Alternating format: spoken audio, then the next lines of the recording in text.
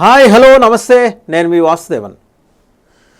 కేంద్ర మంత్రి గజేంద్ర సింగ్ షెకావత్ అలాగే ఒరిస్సా ఎంపీ వైజయంతి పండా వీళ్ళిద్దరితో జనసేనాని commander in chief Pawan Kalyan ఏం మాట్లాడారు.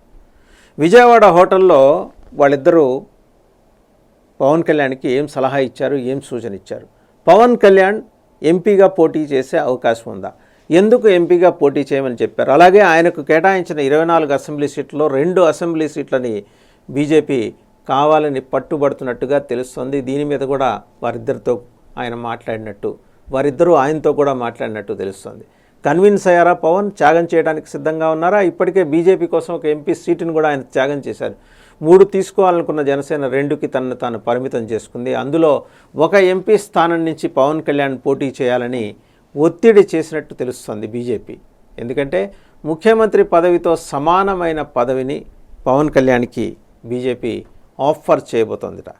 బట్ ఒక్కసారి మనం చూద్దాం, తత్సమానమైన పదవి, దాంతో సమానమైన పదవి ఏది ఉండదు. డీజీపీ ఈజ్ డీజీపీ అండి.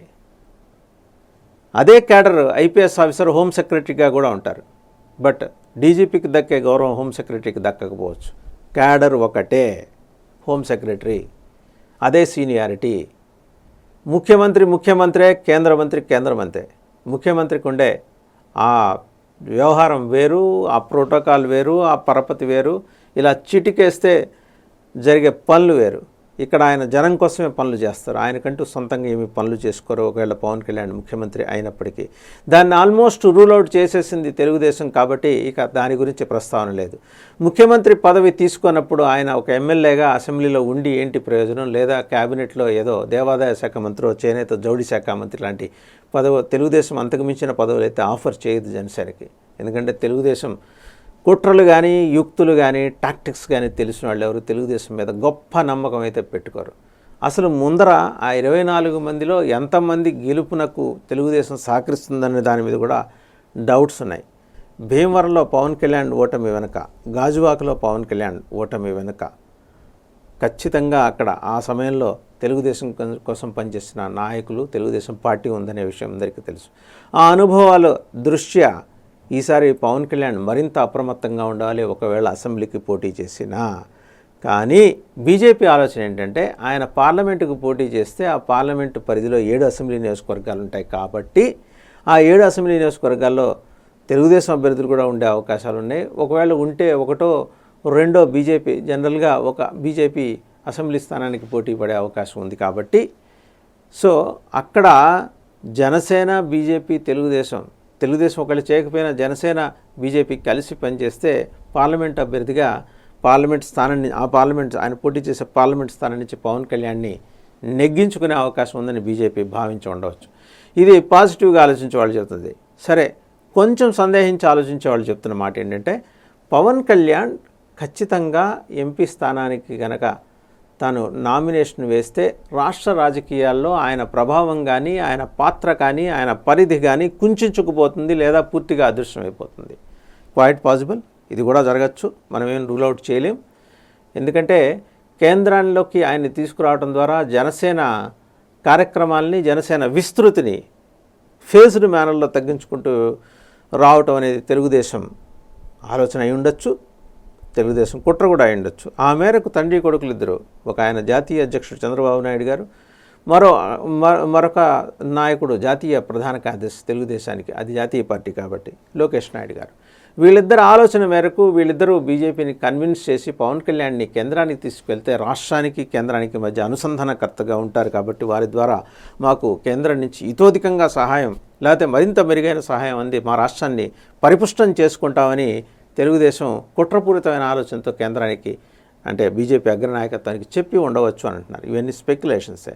నిజం కావడానికి 90% అవకాశం ఉంది, అబద్ధం కావడానికి 10% మాత్రమే అవకాశం ఉంది. తెలుగుదేశం గత చరిత్ర అలాంటిది. కాబట్టి so it is up to Pawan Kalyan గారు, ఆయన డిసైడ్ చేసుకోవాలి. కేంద్ర మంత్రిగా వెళ్తే బాగుంటుందా, అసెంబ్లీలో అడుగు పెడతానని ఆయన ప్రతిజ్ఞ కూడా చేశారు. ఈ గేట్లు బద్దలు కట్టుకుని అసెంబ్లీ లోపలికి వస్తానన్నారు. మామూలుగానే ఆయన గెలిచి ప్రశాంతంగా వెళ్ళే అవకాశాన్ని ఆయన చేజేతులా వదులుకుంటారా? ఒకవేళ ఆయనే పోటీ చేయకపోతే హరిరామ జోగయ్య గారు తన లేఖలో, తన విశ్లేషణలో ప్రస్తావించినట్టు ఆ 24 మందికి భరోసా ఉండే నాయకుడు ఎవరు, వారిలో జోష్ నింపే నాయకుడు ఎవరు? Nadendla Manohar political affairs committee chairman Janasena పార్టీకి, ఆయన ఒక్కడు ఆ బాధ్యతను నెరవేర్చగలరా? ఆయన మీద ఒత్తిడి పెరిగిపోదా? పార్టీ అధ్యక్షుడు గెలిచి అసెంబ్లీలో ఉంటే ఆ ధీమా వేరు, ఆ ప్రావెస్నెస్ వేరు అనే భావన అయితే 24 మంది అభ్యర్థుల్లోనే ఉంది. సో వారందరి అభ్యర్థన మేరకు ఆయన కేవలం అసెంబ్లీకే కన్ఫైన్ అవుతారా? లేదు, 2 చోట్ల పోటీ చేస్తే ఒకవేళ ఆయన్ని కేంద్ర మంత్రిగా తీసుకోదలుచుకుంటే ఆయన అసెంబ్లీ స్థానాన్ని త్యాగం చేయాల్సి ఉంటుంది. అలా త్యాగం చేయాల్సి ఉంటుందనే భావన జనంలోకి వస్తే, ఎలాగో ఆయన పార్లమెంట్కి వెళ్తున్నాడు కాబట్టి ఇక్కడ ఆయన్ని గెలిపించి ప్రయోజనం ఏంటని వాళ్ళు అనుకుంటే, ఇంకొక ఉప ఎన్నిక మనం ఎందుకు తెరతీయాలని జనం భావిస్తే అక్కడ ఇంకొకరు గెలిచే అవకాశం ఉంది కదా.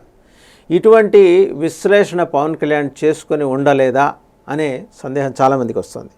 మరి ఆ రకమైన విశ్లేషణ చేసుకుని ఉంటే, ఆ క్లారిటీ ఆయనకు ఉండి ఉంటే, బీజేపీ పెద్దలు చెప్పినట్టు లేదా బీజేపీ పెద్దల చేత తెలుగుదేశం చెప్పించినట్టు కనుక జరిగితే ఆయన కేంద్రానికి వెళ్ళిపోవటం ఖాయం.